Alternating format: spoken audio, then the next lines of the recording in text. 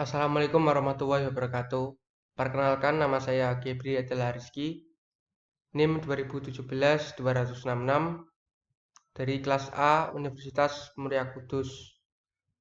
Cita-cita saya menjadi pengacara maupun notaris.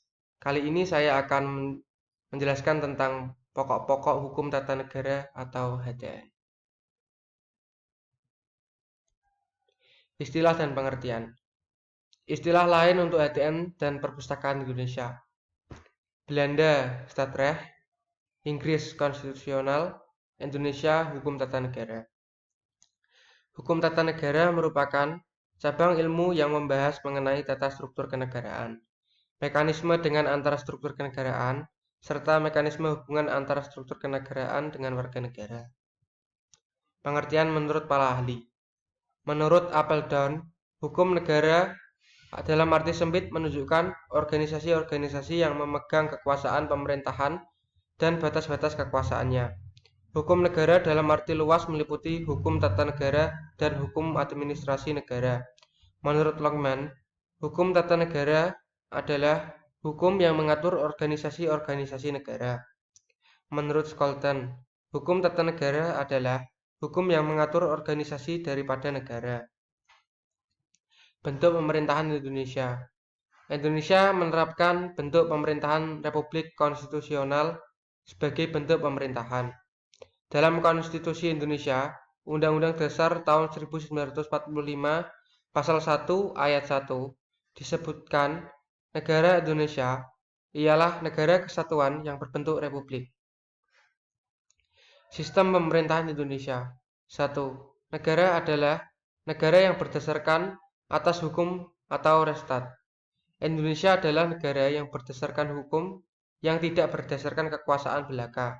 Negara yang berdasarkan hukum menuntut kepada negara, pemerintah, lembaga negara, dan seluruh warga negara Indonesia dalam melaksanakan tindakan apapun yang harus berlandaskan oleh hukum atau dapat dipertanggungjawabkan di muka umum.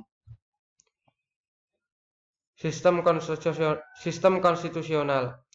2. Sistem konstitusional. Sistem ini memberikan ketegasan bahwa cara pengendalian pemerintah dibatasi oleh konstitusi, yang dengan sendirinya oleh ketentuan lain merupakan produk konstitusional seperti undang-undang. Kekuasaan negara yang tertinggi di tangan rakyat. Kedaulatan berada di tangan rakyat dan dilaksanakan menurut Undang-Undang Dasar tahun 1945, yaitu pada Pasal 1 Ayat 2 Undang-Undang Dasar tahun 1945 hasil amandemen. Kedaulatan rakyat dipegang oleh Majelis Permusyawaratan Rakyat.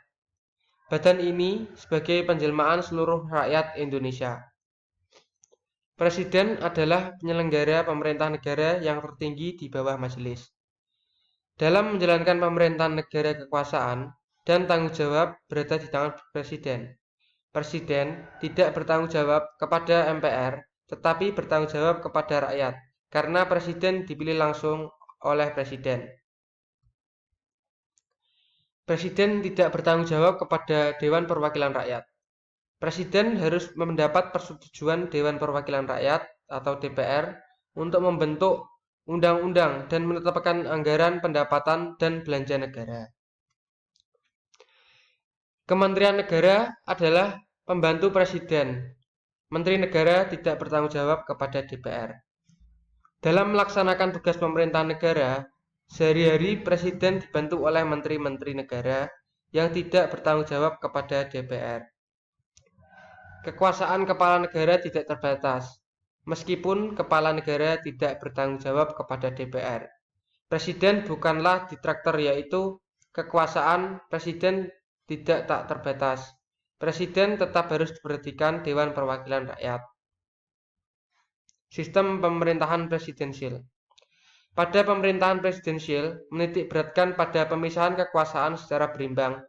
Eksekutif hingga tidak memiliki wewenang untuk membubarkan parlemen atau DPR. Dengan kata lain, parlemen tidak dapat menjatuhkan presiden.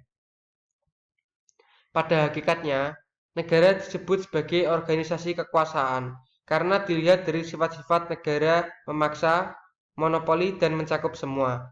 Dikatakan sebagai organisasi kekuasaan karena setiap negara terorganisir dan di dalamnya pasti ada kekuasaan.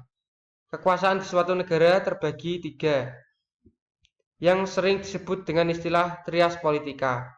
Trias politika terdiri dari kekuasaan legislatif, yaitu kekuasaan yang membuat undang-undang, kekuasaan eksekutif, yaitu kekuasaan yang menjalankan pemerintahan, kekuasaan yudikatif, yaitu kekuasaan kehakiman. Terima kasih. Itulah tadi cuplikan mengenai pembahasan sedikit tentang pokok hukum tata negara atau HTN. Apabila ada salah kata dari saya, mohon dimaafkan. Wassalamualaikum warahmatullahi wabarakatuh.